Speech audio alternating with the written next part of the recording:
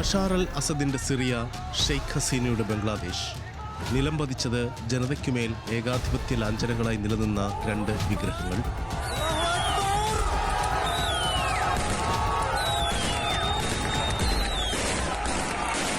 അട്ടിമറികളിൽ തീവ്ര ഇസ്ലാമിക ശക്തികളുടെ ധാർമ്മിക പിന്തുണയും പ്രത്യക്ഷ സാന്നിധ്യവുമുണ്ടെങ്കിലും പതിറ്റാണ്ടുകളുടെ അടിച്ചമർത്തലിൽ നിന്നുള്ള മോചനമായി ഈ അട്ടിമറികളെ ആ ജനത ആഘോഷിച്ചു.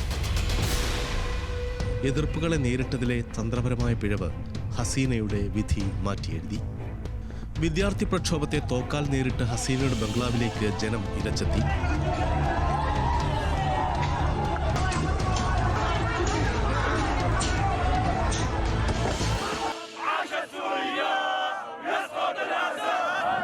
അസദിന്റെ അറവുശാലകളിലേക്ക് ഉറ്റവരെ തേടിയിറങ്ങിയവരും പുതുവർഷത്തിൽ കാത്തിരിക്കുന്നത് ജനാധിപത്യത്തിനായാണ്.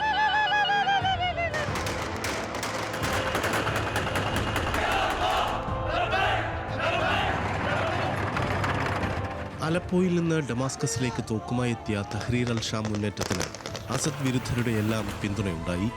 കൂട്ടക്കുഴിമാടങ്ങളും ക്രൂരപീഡനങ്ങളുടെ തൂക്കുകയറുകൾ, ഉത്തരത്തിൽ തൂങ്ങിയ ജയിലുകളുടെയും കാഴ്ച പുറത്തുവന്നു. പിന്നീട്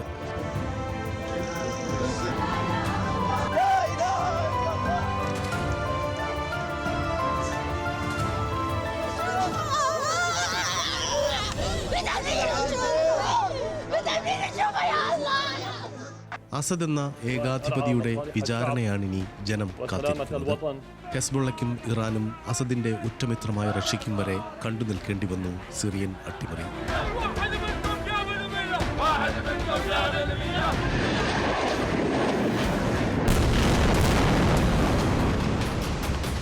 ഗാസ വെടിനിർത്തലില്ലാത്ത ഒരാണ്ട് പിന്നിടവേ ഹെസ്ബുള്ളയുടെ തലയെറിഞ്ഞ് ഇസ്രായേൽ ബെയ്റൂട്ട് ലക്ഷ്യമിട്ടു.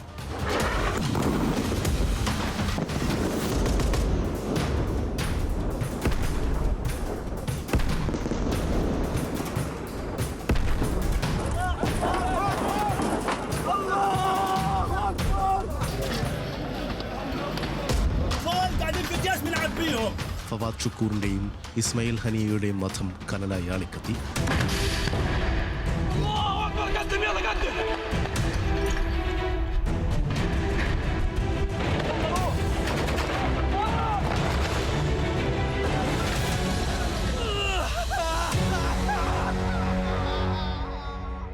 ഹമാസ് ഹെസ്ബുള്ള മേധാവികളെ ഓരോരുത്തരായി ഇസ്രയേൽ വിട്ടുനിർത്തുന്നത് ലോകം കണ്ടു.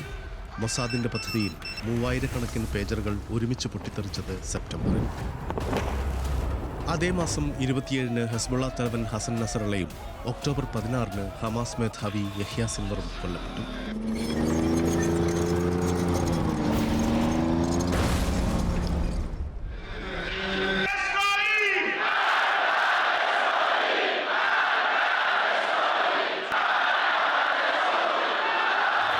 നവംബർ അവസാനം ലെബനൻ വെടിനിർത്തൽ ചർച്ചയായപ്പോഴേക്കും പശ്ചിമേഷ്യയിൽ ഇറാന്റെ വേരറുക്കാൻ ഇസ്രയേലിനായി.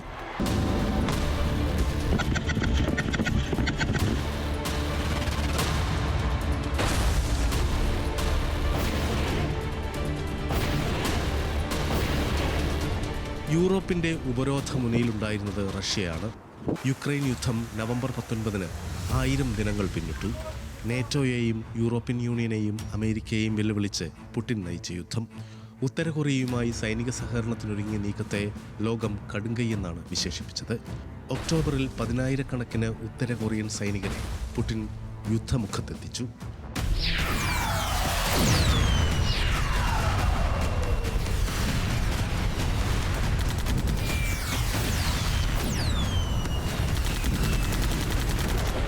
റഷ്യ യുക്രൈൻ യുദ്ധത്തിൽ ഇനി നിർണായക കക്ഷിയാവുക ഡൊണാൾഡ് ട്രംപാണ്.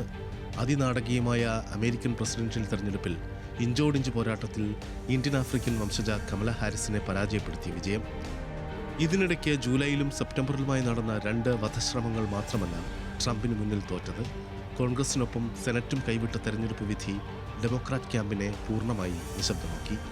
മകന് പൊതുമാപ്പ് അനുവദിച്ചും ഫെഡറൽ വധശിക്ഷ വിധിക്കപ്പെട്ട കുറ്റവാളികളിൽ 40-ൽ 37 പേർക്കും ശിക്ഷ ഇളവ് നൽകിയും പടിയിറങ്ങുന്ന ബൈഡൻ അവസാനമായി ട്രംപിന് നൽകുന്ന ഹസ്തദാനത്തിലുണ്ട് അമേരിക്കൻ ഭാവി.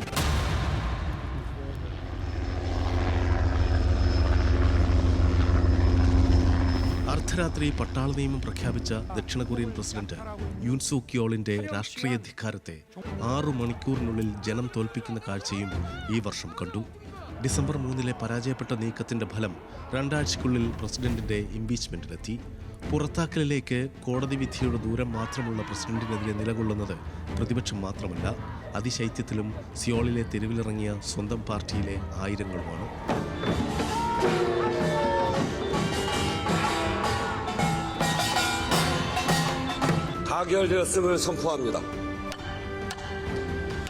അതേസമയം ജോർജിയയിൽ ഭരണവിരുദ്ധ ജനകീയ പ്രക്ഷോഭം തുടരുകയാണ്. യൂറോപ്യൻ യൂണിയനിൽ നിന്ന് അകലാനുള്ള തീരുമാനമാണ് അധികാരത്തിലേറി മാസങ്ങൾ മാത്രം തികയുന്ന റഷ്യൻ അനുകൂലം ജോർജിയൻ ഡ്രീമിനെ ജനത്തിനെതിരാക്കിയത്.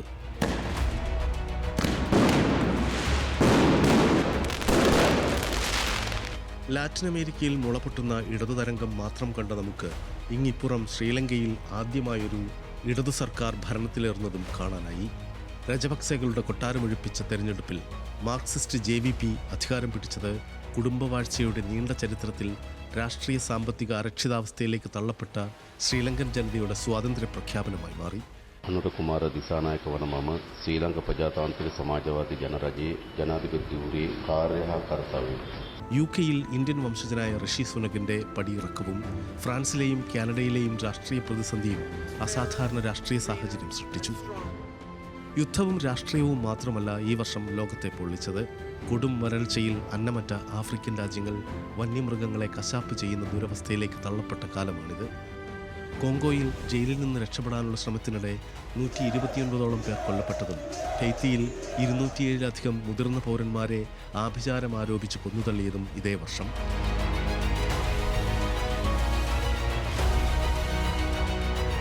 ജനുവരിയിൽ ജപ്പാനിലെ ഭൂചലനം 462 ജീവനെടുത്തെങ്കിൽ ഒക്ടോബറിൽ അരനൂറ്റാണ്ടിലെ ഏറ്റവും വലിയ പ്രളയം കണ്ടു സ്പെയിൻ. അന്ന് 8 മണിക്കൂറിൽ 1 വർഷത്തെ മഴ പെയ്തിറങ്ങിയ വലൻസിയയിൽ മണ്ണോട് ചേർന്നത് 230-ലധികം പേരാണ്. അനേകം ദുരന്തങ്ങളുടെ ഈ വർഷത്തിലും വേണ്ടത്ര ശ്രദ്ധ കിട്ടാതെ പാർശ്വവത്കരിക്കപ്പെട്ടു പോയ ജനതകളേറെയാണ്. സമാധാനത്തിൻ്റെ പുതുവർഷത്തിൽ ഒരോർമ്മപ്പെടുത്തലായി ഈ കണക്കുകളുണ്ടാകട്ടെ. 1 വർഷം മാത്രം പിന്നിട്ട ആഭ്യന്തര കലാപത്തിൽ സുഡാനിൽ കൊല്ലപ്പെട്ടത് 28,700-ലധികം പേരാണ്. മ്യാൻമറിൽ 3 വർഷത്തിൽ കൊല്ലപ്പെട്ടത് 6,000-ലധികം പേരും. International desk, news Malayalam.